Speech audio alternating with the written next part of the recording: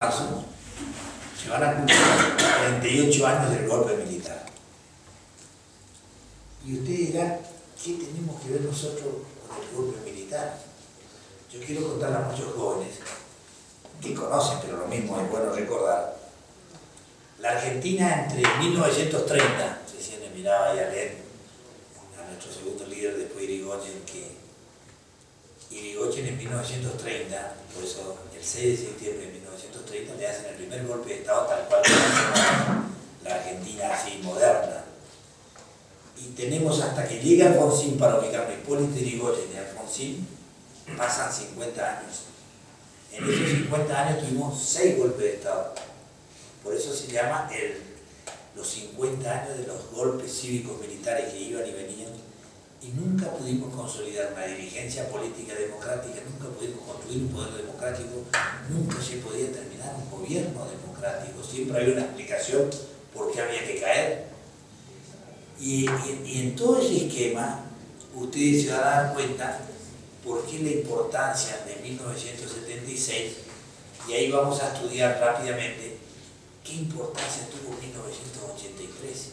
Y si fuimos la llave del radicalismo, si el radicalismo fue la llave de la vida después de una cultura de la muerte, y si somos la vida, y si el doctor Alfonsín consolidó la democracia después de 50 años de esta historia que nos pasaba de una y otra vez, y podemos verificar científicamente en lo que el doctor Alfonsín llamaba, siguiendo a Bobbio, que el único pensamiento único que era posible y que era bueno defender, porque el pensamiento múltiple es lo que vale, pero en el tema de la democracia, el único juego posible, como dicen los ingleses, cuando la gente piensa que el único juego posible es la democracia, aún cuando hay problemas, la democracia está consolidada. Cuando hay crisis y el pueblo piensa que hay otra salida a la democracia, no está consolidada, estamos en lo que se llama un proceso de transición democrática. Porque la gente tiende a pensar, ¿y por qué no traemos de nuevo los militares? ¿Y por qué no? Entonces estamos mal. Si ese es un razonamiento, gracias a Dios, yo vi en todos estos años distintos tipos de gobiernos. Cada vez que tuvimos crisis, en el 2001 estuvimos a punto de desaparecer como país en términos de sociedad política. Ustedes no van a recordar, pero yo les quiero contar que yo fui diputado nacional en ese momento. Se hablaba de la jurisprudencia de Austria después de la Segunda Guerra Mundial. Después de la Segunda Guerra Mundial, Austria tuvo una crisis de inflación política espectacular que Europa Occidental decidió intervenir como si fuera una provincia, es decir, intervinieron un país. Y se habló de la jurisprudencia austríaca para intervenir a Argentina en los poderes mundiales. A ese nivel llegamos en el 2001, en fin del 2001, en la crisis del 2002, que se hable que la Argentina podía ser intervenida mundialmente. No nos entra en la cabeza, parece, pero esto es lo que nos ocurrió. Entonces, cuando nosotros decimos 1976, 24 de marzo, es un punto de inflexión, porque nosotros conocimos muchos golpes de Estado, conocimos muertes, luchas estudiantiles, en todos los procesos de los distintos golpes de Estado, pero nunca conocimos un plan sistemático de industria de la muerte de argentinos por el solo hecho de pensar distinto. Nunca conocimos lo que es un plan criminal de torturas, nunca conocimos un plan de secuestro, nunca conocimos robo de vida. Es decir, todo eso junto conocimos entre 1976 y 1983. Es lo que se llamó el plan criminal de la muerte. Un golpe de Estado que supuestamente, en nombre de los valores occidentales y cristianos, venían a hacer una reparación de una descomposición democrática que había tenido el peronismo y la sociedad argentina que no supo dar respuesta. Ustedes dirán, en 1976 empieza ese plan.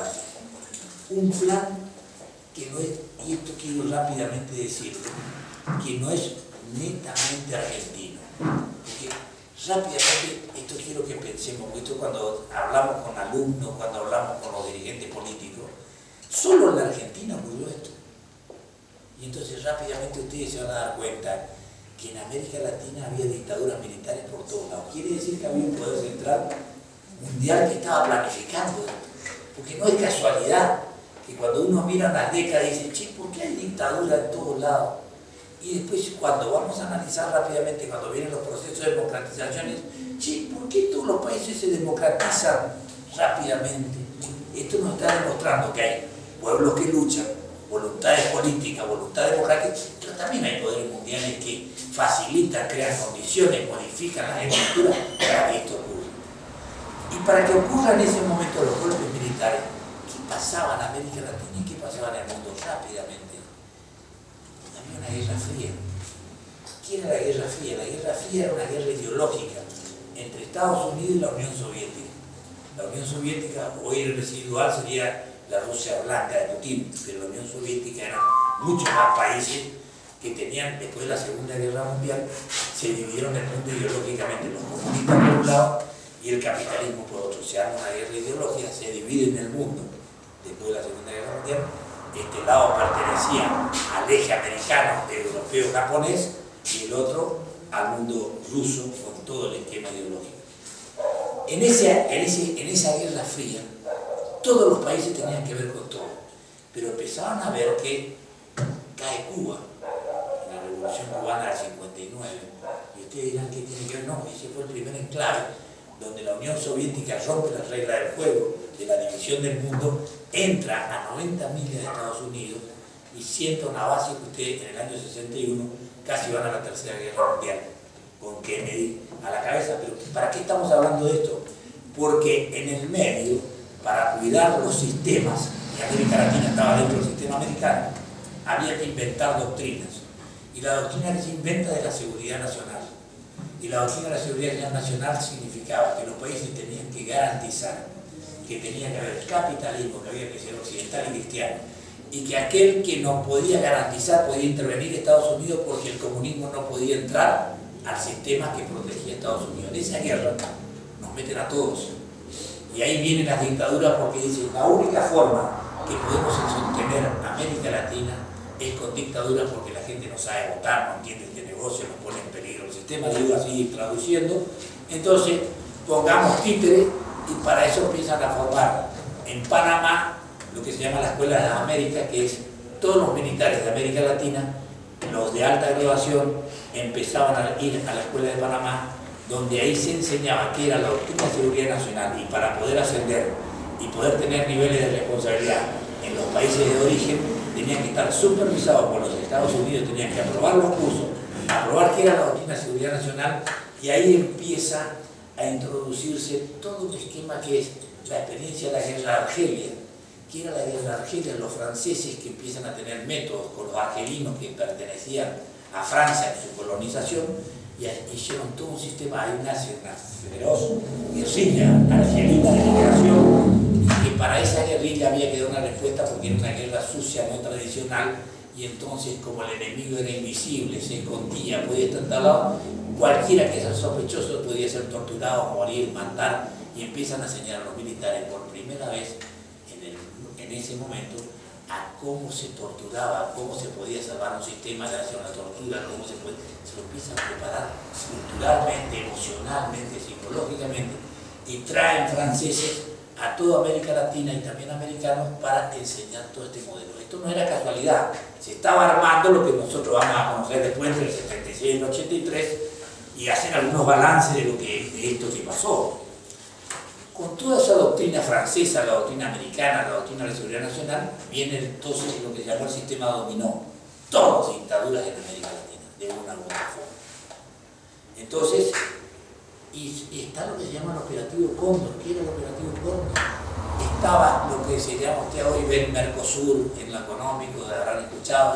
Bueno, era el terrorismo de Estado coordinado con todos los países de América Latina y Estados Unidos. Se llamó la Operación Cóndor, porque había intercambio de información, servicios de inteligencia, complementaban armas, complementaban datos, era un solo sistema que ustedes van a ver después cómo se mataba, un plan criminal perfecto que se aplicó después en cada país. Y en 1976 se hace un plan que ustedes van a ver declaraciones cuando empiezan a denunciarse, porque se empieza a hacer la teoría, dicen, no, pero si matamos la gente no va a aguantar. Porque es lo que se llama en psicología, la gente aguanta cosas siendo embotadido, distraído, no, esto no debe ser cierto, no ocurre. Pero si ve, es como si usted ve un lechoncito que creó su casa.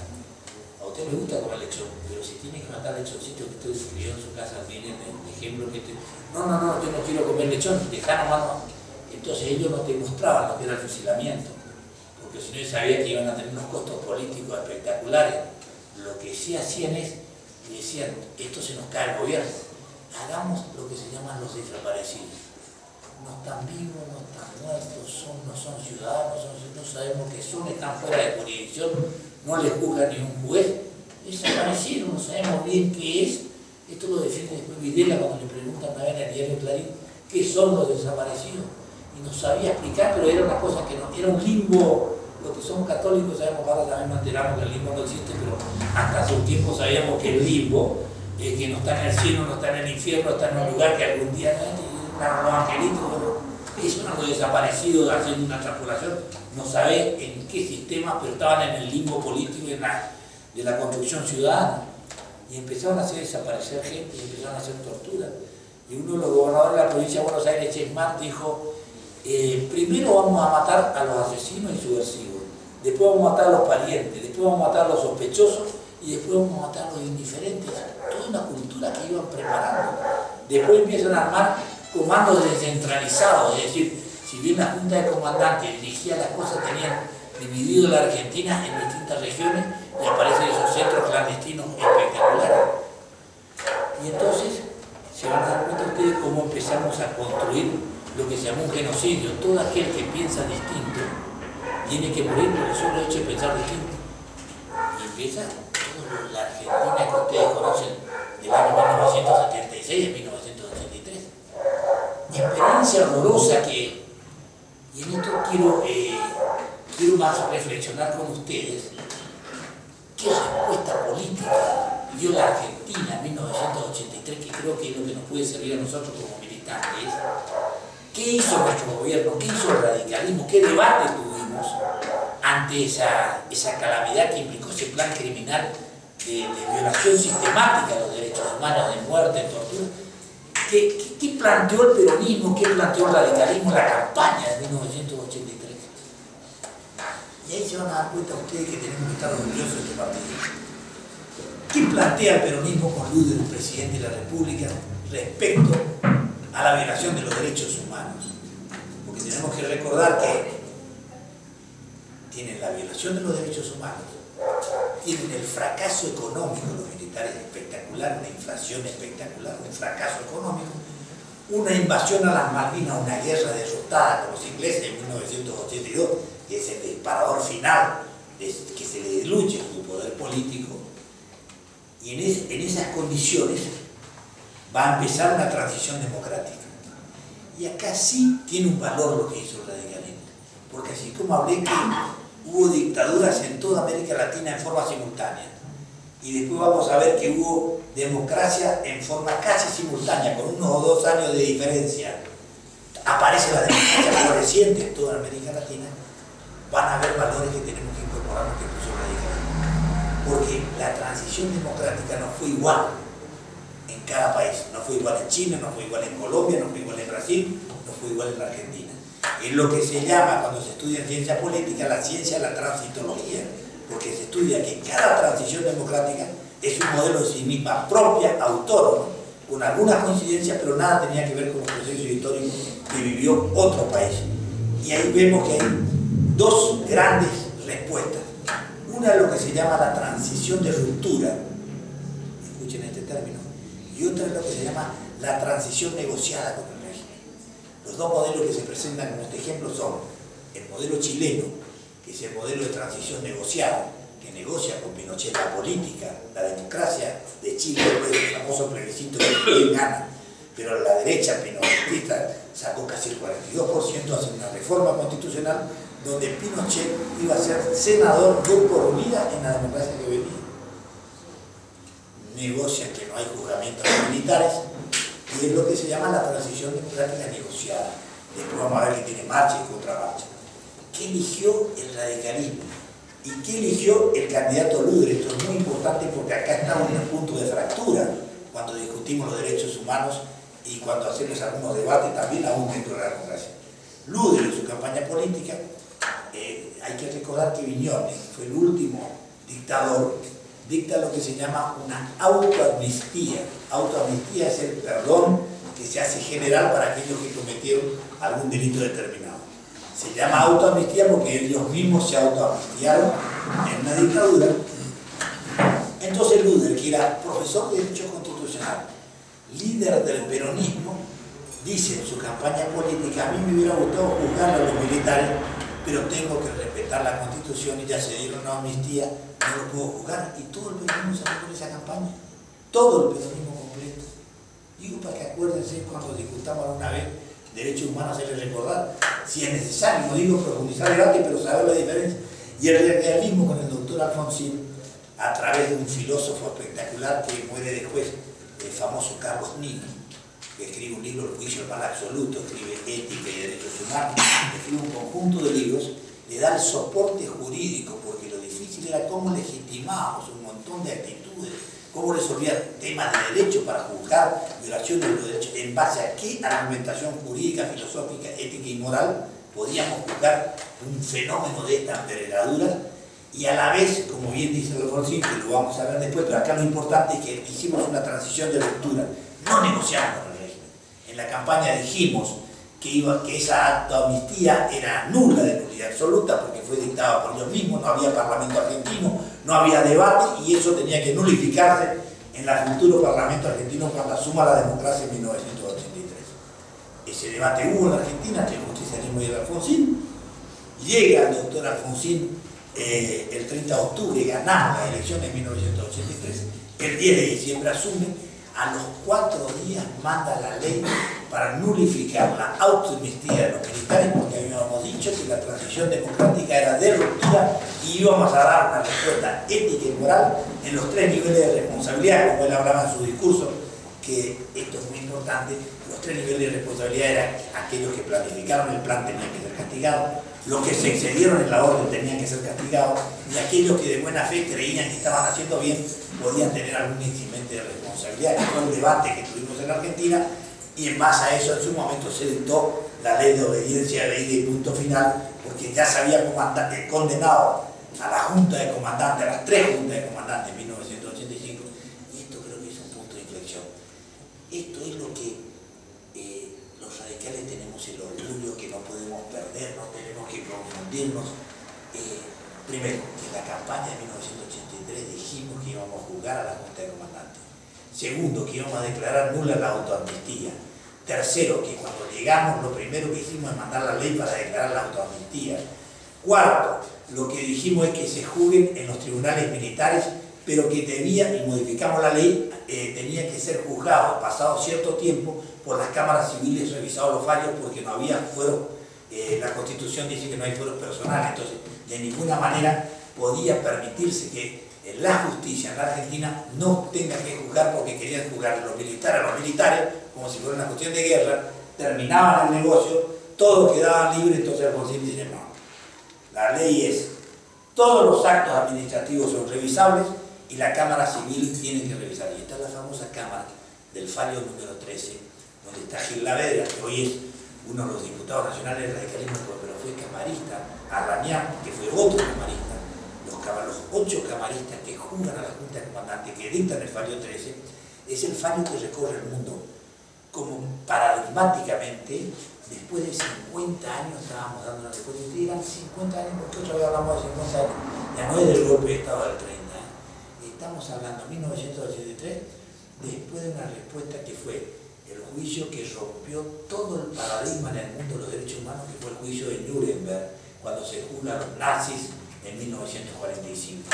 Desde 1945 no se tenía un juzgamiento de esta envergadura en una democracia constitucional dando respuesta a la violación de los derechos humanos de una dictadura. No se tenía experiencia, porque todos de una u otra forma buscaban hacer transiciones de transacción, de convivencia, en nombre del futuro dejaban el pasado, y lo que no se daban cuenta que estaban con el huevo de la serpiente construyendo un nuevo futuro para que ocurra lo mismo. Entonces, Nuremberg fue el traído a la Argentina, porque cuando usted lee el fallo número 13, es muy largo, ¿no? Muy largo, pero un fallo histórico, ahí se cita toda la doctrina de la Iglesia, las posesiones de la Iglesia, los documentos de Juan Pablo II cuando recibe a la Madre de Plaza de Mayo en el Vaticano, cuando todo el Departamento de Estado americano, que tiene dos momentos, decíamos, uno cuando defendía la dictadura, que se hacía lo distraído, pero cuando viene Carter, Jimmy Carter, cambia la política de Estados Unidos y una la bandera que levanta los derechos humanos en el mundo, porque había que pelear con China, porque había que pelear con los otros, y nosotros éramos los defensores de los derechos humanos, y los contrarios, los enemigos, atacaban los derechos humanos. Entonces todos los que convivían dentro de nuestra esfera tenían que defender los derechos humanos, y ahí están Patrick Dorian, todos estos que venían a la Argentina, hicieron una investigación y ya construyeron las pruebas, las primeras pruebas de violación de derechos humanos, muerte, tortura, tenían la embajada de Estados Unidos, tenía todo el sistema americano, tenía el sistema vaticano, toda Europa, grandes pruebas para demostrar la violación de los derechos humanos. Y el otro tema que tenemos que estar orgullosos, por eso estoy hablando de esto, es lo que se llamó el informe Sábato en la Argentina. Sábato, un sabio, un escritor, un literato, un Borges de la literatura, pero a la vez comprometido con la democracia, llega Alfonsín y dice: formemos una comisión que no quiso formar parte del peronismo. Entonces se firmó con rabinos, con sacerdotes, con defensores de los derechos humanos, y Sábato era el presidente y le dio 180 días para que presente un informe de desaparecidos, torturas en Argentina, y se presentó el informe del famoso libro que todos conocemos ahora, El Nunca Más, con prólogo de Sábato, y la verdad que es un libro espectacular donde ahí se ven todas las violaciones de los derechos humanos, y fue el libro que sirvió también de base junto con los documentos del Vaticano, los documentos de la Embajada Americana y el informe Sábato, y las víctimas que en la Argentina pudieron sobrevivir, fueron los elementos centrales. Pero a la vez había que construir, y esto capaz que sea muy complejo para alguien que no sea abogado, pero quiero traducir, había que construir jurídicamente una legitimación de cómo hacíamos, porque ¿qué decían los militares? ¿Qué decían los abogados?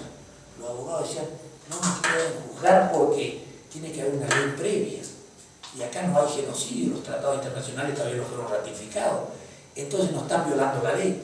Se ponían en lo que se llama el sistema clásico liberal, y entonces vino el debate para traer, que era el debate de Nuremberg, porque donde hay violadores, la defensa de los violadores son, se escuchó en el debate de Nuremberg, se escuchó en el juicio de Eichmann, que los secuestran en la Argentina los israelitas y los llevan en 1959 a Israel, y en 1960 los juzgan. Eichmann fue lo que se llama el asesino de la burocracia, que disparó un tiro con papel y mataba gente, es decir, era que subían trenes, que llevaban los campos de concentración y iban a la cámara de gas. Entonces era el asesino de la burocracia, con un papel era el asesino. El tipo mediático, el tipo que sin estar en el lugar, sin disparar tiro, era el homicida, porque era el que estaba planificando el plan. Bueno, se construye toda la teoría en la década del 60, se construye la teoría en la década del 45, pero siempre quedó que nos cerraba, desde el punto de vista de la lógica liberal del Código Penal, condenar por esos tipos de delitos cuesta. Tan es así que cuando se arma Nuremberg, tienen que armar un tratado internacional que se llama el Tratado Internacional de Londres, donde exponen todo. Bueno, se lo va a juzgar por crímenes de guerra, por tal tema, 4 delitos. Los militares que defendían, los abogados que defendían a los nazis, decían: pero si nosotros cumplimos la ley alemana, ¿por qué me condenan si la ley alemana a mí me permitía hacer lo que yo hice? Entonces, ahí sale toda una teoría de los juristas alemanes, son los que prácticamente inventaron el derecho del mundo, digo, para que entendamos la dimensión filosófica, jurídica. Sale la teoría de Rasmus, que dice, famoso Rasmus que después se va a citar en el fallo 13, Rasmus dice: no, la cosa juzgada, cuando algo está terminado o cuando algo está tipificado, si es manifiestamente inmoral, injusto, excepcionalmente injusto, no puede quedar así. Y ahí se prende con la doctrina de Rasmus y se usa toda la teoría para juzgar a los nazis y no quede libre, porque con la teoría de un liberal del Código Penal, los nazis hubieran andado libres en la Argentina y en el mundo. Y los militares ya hubieran andado libres, sino se inventan teorías que se van construyendo. Después en la década del 60, Roxin, otro alemán jurista espectacular, que estuvo en Corrientes dando una conferencia hace 2 meses, traído por la Facultad de Derecho. Roxin es el que inventa la teoría del autor mediático, que es el que sirve para condenar todas las violaciones de derechos humanos que se fueron juzgando en el mundo, y el Tribunal Penal Constitucional que está juzgando los genocidios del siglo XX, en el caso de Yugoslavia, Croacia, Serbia. Es decir, sino en todas estas doctrinas, que cuando uno empieza a mirar los fallos en Argentina y ve la doctrina de Ramos, la doctrina de Doxin, empiezan los tratados internacionales, empezamos a dar respuesta, porque había que construir Carlos Nino dándonos la justificación de que era derecho natural. Porque acá quiero contar una cosa. Todo hay un debate. El derecho humano, los derechos humanos, son tres bases centrales. Son elementos inherentes a la personalidad, no la construcción de una ley que inventa un legislador. Más allá de que esté en la ley, es un derecho que tiene que estar protegido porque es inherente a la personalidad humana. Dignidad, inviolabilidad y autonomía del ser humano. Si usted no tiene la dignidad protegida, la autonomía y la inviolabilidad, o le violan, eso está violando un derecho humano que es inherente. Y dice, toda la doctrina que Carlos Nino es el que legitima en la Argentina, dice, esto es válido, haya o no haya ley que esto defienda. Porque esto es un derecho constitutivo del ser humano que no puede discutirse. Si un Estado protege, mejor. Si no protege, lo mismo tiene que estar protegido. Y los derechos humanos tienen una naturaleza totalmente distinta a los otros derechos, que es tan distinto que se aplica lo que se llama la doctrina subsidiaria del derecho internacional. No solo en norma, sino en jurisdicción. ¿Qué quiere decir esto traducido? Quiere decir que si en su país hay indultos, amnistía, se perdona, automáticamente la justicia del mundo, llámese Francia, Alemania, España, Estados Unidos, pueden juzgarlo porque no se lo juzgó en el país de origen. Entonces actúa subsidiariamente la jurisdicción internacional. Fíjense la importancia que empieza a construirse los derechos humanos, que actúa subsidiariamente. En otros delitos no es así. En esto actúa subsidiariamente el derecho internacional. Y vamos a ver algunos ejemplos después para explicar, porque acá se decía la democracia de la Argentina con jueces manejados por el poder político, son todos títeres, esto no tiene defensa, es todo mentira, los militares tienen que salir libres. Había un grupo de gente minoritaria, por suerte, pero que decía eso. Nos vamos a dar cuenta de una cosa, los logros que estamos diciendo para que recordemos. Cumplimos con derogar la autoamnistía, cumplimos con juzgar a los militares, se lo condena en el fallo 13 en 1985 a 3 juntas de comandantes, pero también, y esto pasa inadvertido para mucha gente, se condena a los 7 jefes de la guerrilla, se lo condena a X 20 años, 15 años, porque acá dicen, ustedes han de escuchar, se juzga con un solo ojo, solo a los militares, no a los guerrilleros, es la defensa que ellos tienen cuando se les descubre todo. Cuando no pueden negar, tapar el sol con la mano, dice, bueno, pues también queremos traer a los otros, y cómo se hace así. Dice, ¿por qué los otros? Miran, se los condenó en la Argentina. Lo que pasó es que por decreto 1001, 1002 y 1013, en la época de Menem, se indultó. Se le indultó a los militares y se le indultó a los guerrilleros. Después vamos a ver qué pasó. ¿Por qué ahí sí hay diferencia entre uno y otro? Pero en la Argentina y en el gobierno del doctor Alfonsín se condenó a los guerrilleros y se les condenó a los militares. También así que la madre de Plaza de Mayo, el enojo que tienen con Alfonsín, dice, los igualó y aplicó la teoría de los dos demonios, que en rigor de verdad nada tiene que ver porque nosotros no lo igualamos. Lo que hicimos es que como estaba en tiempo legal, no estaba prescrito el delito de los guerrilleros, había que juzgarlo. Después vamos a ver que cuando pasó el tiempo, la diferencia que hay entre delitos de lesa humanidad y los subversivos privados que no son de lesa humanidad, ¿por qué ahora no se los puede juzgar más? Pero se los juzgó, se los condenó durante el Alfonsín, se los perdonó durante Menem, se derogó la obediencia de ley de punto final que ponía un manto de determinación a los niveles bajos de responsabilidad, que el fallo de la Corte Suprema, en el fallo Simón, declara de nulidad absoluta la obediencia de ley de punto final y permite que en la Argentina se juzguen a un montón de militares.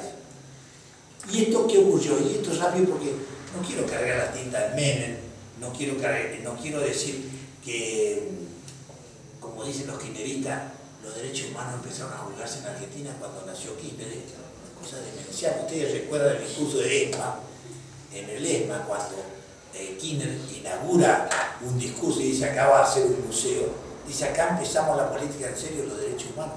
que a la tarde tiene que agarrar el teléfono y llamarla al doctor Alfonsín y pedirle disculpas porque había dicho, porque era un absurdo que el doctor Alfonsín, que había sido el padre de la democracia, la cultura de la vida, que había condenado a 3 juntas de comandantes, diga que los derechos humanos y la lucha empezaban con Kirchner.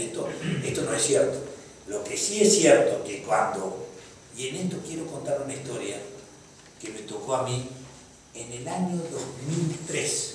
Esto empieza a debatirse en la Argentina en el año 2003 si se derogaba la obediencia de punto final que había dictado el radicalismo, y ustedes saben, en su libro Democracia, Consenso, Alfonsín, y en su libro Política, explica por qué lo tuvo que dictar. Y cada ley de esta salió después de una sonada militar, porque la transición democrática en la Argentina quedó todo el efecto residual de los golpes de Estado y el aparato casi medianamente intacto. Entonces, en el momento que el doctor Alfonsín tiene que pelear por los militares y dar respuesta, es como lo dice él en su libro: señores, yo cuando tuve que pelear contra los que se amotinaban en los regimientos con armas, cuando el juez tenía que citarlo estaban todos amotinados, era difícil, yo tuve que ir a buscar a la selva a los leones los militares. En cambio Kirchner y estos valientes de la Cámara, lo que fueron era un zoológico a buscar los leones, y ya estaban en la jaula, ya se había producido todo el fenómeno cultural y el deterioro, que por eso, y la democracia consolidada, era fácil de justificarse la obediencia debida y punto final era más gobierno. Tan es así que yo fui diputado nacional en esa época y recibimos una carta al doctor Alfonsín que cuenta en su libro y dice a los diputados nacionales del radicalismo, les dice: si ustedes consideran que la democracia está consolidada y hay que derogar la ley de obediencia y punto final, deróguenla, porque yo no la derogué, porque lo que yo tenía que hacer era juzgar la violación de los derechos humanos, pero al mismo tiempo cuidar los derechos humanos para adelante, y al mismo tiempo cuidar la consolidación democrática y que no nos caiga el sistema. Todo eso lo tenía que hacer al mismo tiempo el doctor Alfonsín. Y bueno, la democracia estaba consolidada en ese momento. Cuando fuimos al Parlamento, y esto no es jactancia, como prácticamente Freddy Storani, Moró, todos los expositores del radicalismo habían votado la ley de obediencia y punto final con dolor, que yo me acuerdo que votaron, tenían que empujar a Alfonsín y esto para que voten en su momento, no podían votar la derogación, es decir, no podían fundamentar la derogación. Y entonces, ¿qué dijeron? Chévere, tenés que ser vos el orador.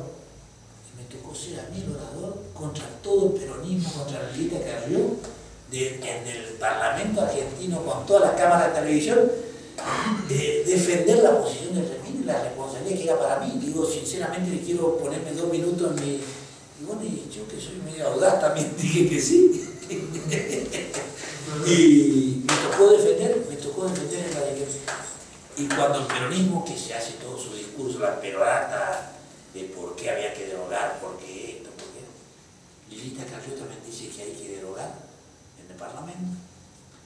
Nosotros, yo les voy a contar la postura que tuvimos, pero empecé mi discurso diciendo que la Unión Cívica Radical venía orgullosa a este debate, que parecía difícil en principio si mirábamos puntualmente, pero no si mirábamos en promedio la historia de lo que habíamos hecho, porque nosotros representábamos al partido que habíamos condenado a las 3 juntas de comandantes, y los que nos estaban dando lecciones de moral representaban a los que habían dado el indulto a aquellos militares que ahora quieren juzgar.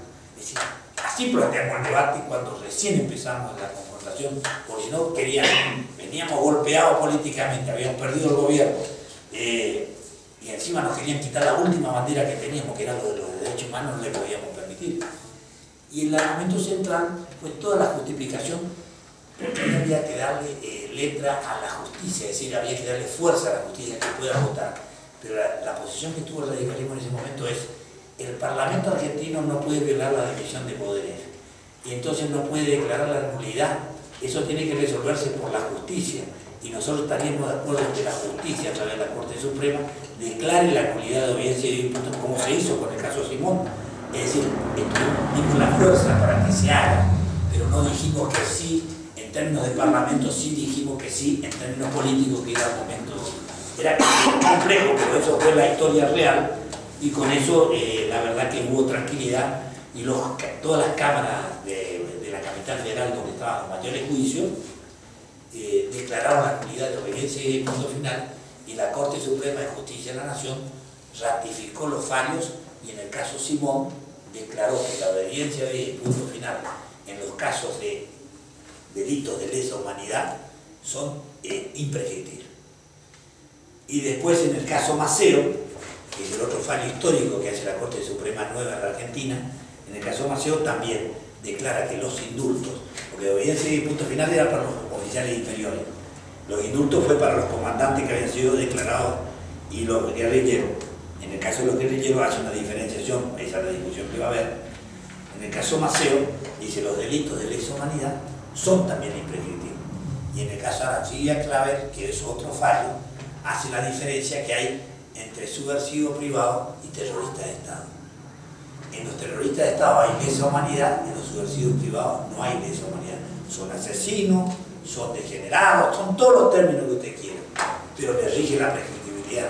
Es decir, si mataron 25 años y pasaron 25 años, está prescrito el delito. Por eso no es que se juzgue con un solo ojo, sino el tiempo le protegió porque no está dentro de lo que es delito de lesa humanidad, en lo que se llama la construcción jurídica nueva de lo que es los derechos humanos en el mundo. Hasta ahora, todas las cortes consideran que la lesa humanidad es para el terrorismo de Estado. ¿Y por qué la diferencia? Porque en el terrorismo de Estado es, usted le está encomendando las armas de la nación a alguien. No hay alguien superior a él. Un subversivo privado, si comete un delito, hay justicia, está el Estado pendiente que puede resolver el tema, atacar, defenderse democráticamente. En cambio, si el propio Estado, donde ya no hay otra respuesta, hace un plan criminal de matar a gente, está cometiendo delito de lesa humanidad. Por eso es imprescriptible el delito, porque si no, se protegen en el Estado, pasa el tiempo y se salvan entre ellos. Entonces, toda la jurisprudencia internacional de todos los años de delitos de lesa humanidad, y es por eso que cuando le toca a la Corte Suprema, vienen unos subversivos de ETA en España, son arrascas, vienen a Argentina a vivir. España pide una extradición y la Argentina con su Corte Suprema le contesta, si bien estos son guerrilleros de España, como son subversivos privados y está prescrito el delito para la ley argentina, es decir, no son de se considera que no es de lesa humanidad, no le extraditamos. Y van a ver otro ejemplo. Disculpe que le dé otro ejemplo. Ustedes van a recordar el caso Prienke, un alemán que mató en Italia, estaba en Bariloche, tenía 80 y pico de años en ese momento. Había matado en el año 44, en las rutas ardianas de Italia. Había matado a 300 familias, había ordenado. A los 80 y pico años se lo extraditó a Italia, porque era delito de lesa humanidad, porque estaba dentro del plan criminal que ustedes tienen que recordar del régimen nazi. Entonces eso no prescribió nunca. Y por eso los judíos del sistema Wessenstein de Austria buscan a una persona que tiene 100 años, 99 años, que está en el plan criminal del nazismo, lo siguen buscando hoy. Y van a ver ustedes que, y así quiero ir redondeando la idea de la lucha espectacular que dio el radicalismo en esta lucha. Lo que ustedes tienen que saber es que la democracia argentina, más allá de Kirchner, más allá de Menem, más allá de algunos fracasos, ha hecho una cosa espectacular en tema de derechos. Hoy es referencia en el mundo la política elevada de los derechos humanos de la democracia argentina, con sus más y con sus menos. La Corte Suprema de Justicia de la Nación, tenemos que estar orgullosa de esta Corte, más allá de que los Kirchner se enojen cada vez que le dan un fallo en contra y digan que son buenos cada vez que le dan un fallo a favor. Es una Corte que tiene un nivel intelectual y seriedad, puede gustarlo o no gustarlo, en los temas de derechos humanos ha sido extraordinario. Cuando tuvo que frenar al poder político en el Parlamento, declarando ley inconstitucional un montón de leyes, la declaró. Ustedes vieron que después vino una reforma, quieren hacer una reforma política por eso. Pero esto tenemos que reivindicar como muy positivo. Y el radicalismo, cuando hablamos de derechos humanos, tenemos que estar orgullosos porque hemos dado respuesta con la ley en la mano. Y para aquellos que de derecha que creen que estamos haciendo mal las cosas, que hay que dejarle tranquilo a los militares, quiero decir un ejemplo para ir redondeando. Los genocidios, las matanzas serias, la industria de la muerte se construyen. Son prácticas sociales. ¿Qué quiere decir que son prácticas sociales? Que son prácticas que hay que educar, que es el genocidio, cómo evitamos en las escuelas tenemos que seguir estudiando. Cuando venimos a hablar de memoria hoy, no estamos hablando de historia, estamos garantizando que en el futuro nos pongamos un antídoto democrático para no construir genocidio. ¿Cómo se construye genocidio? Eso está estudiado. Ferenstein, todos los latinoamericanos que mejor escriben sobre esto, dicen que es un proceso educativo donde un grupo de poder minoritario en principio empieza a crear enemigos, construye enemigos. Entonces crea hipótesis de conflicto. Entonces, amigo y enemigo, estos son enemigos. Primero son personas, después se lo degrada de personas, se lo convierte en objeto. En la cultura subconsciente del hombre normal se va educando la diferencia. A veces nosotros no vivimos esto, pero en Europa, que hay choques raciales, religiosos tan duros, uno percibe lo que es la hipótesis de países racistas con minorías étnicas perseguidas, y acá en Argentina va a haber antisemitismo, por ejemplo, y otras diferencias de respeto, ataques a la mujer, van a haber un montón de cosas que están en el subconsciente, que se construyen, y que así como se construye uno puede neutralizar. Entonces necesita tratamiento, necesita educación, necesita que, así como se construye genocidio, hay que ver cómo destruimos genocidio para que eso no se construya. Entonces, cuando estamos hablando de estas cosas, estamos garantizando no el futuro. Y la experiencia que nosotros tenemos, y le decimos a muchos militares cuando discutimos todos estos debates, es que entonces la democracia está indefensa, porque si no se puede matar, si el Estado no puede defender, si no se puede combatir a algún subversivo, ¿qué hacemos? Y entonces digo, no señores, no es así. La democracia nos plantea que no haya que defenderse de ataques de subversivos privados que quieran matar. Pero ¿sabe cuál es la diferencia? Y en esto, Benedicto XVI, cuando era Papa, explica muy bien. Benedicto XVI, en el año 2011, era alemán. Va al Parlamento, al Reichstag alemán. Imagínense, un alemán Papa hablando a sus parlamentarios que todavía tienen la culpa del nazismo, digo, para que entiendan. Habla los discursos en el Parlamento alemán en el año 2011, en septiembre, y citando a San Agustín, le dice, San Agustín, uno de los padres de la Iglesia, dice, San Agustín decía, la diferencia que hay entre un Estado y un grupo de bandidos es la ley. Si tenemos a la ley en la mano, no somos bandidos, somos el Estado que está defendiéndose con la Constitución en la mano, con su ejército, con su regimiento, con su policía, de acuerdo. Ejército si es política exterior, policía si es política exterior, podemos defendernos con la mano, con la ley en la mano, con jueces de la Constitución. Entonces no estamos en estado de indefensión. No necesitamos que nos hagan plan criminal y nos maten a todos en nombre de que hay subversivos privados. Y no venimos a decir que son buenos ni malos, lo que venimos a decir es, como dice Borges, si hay antropófagos que comen personas, la respuesta del Estado no puede ser, yo también me convierto en antropófago, hago una olla y como al antropófago, que es lo que hizo el régimen militar de 1976 a 1983. Y el mensaje que le dejo a los jóvenes para terminar es lo siguiente.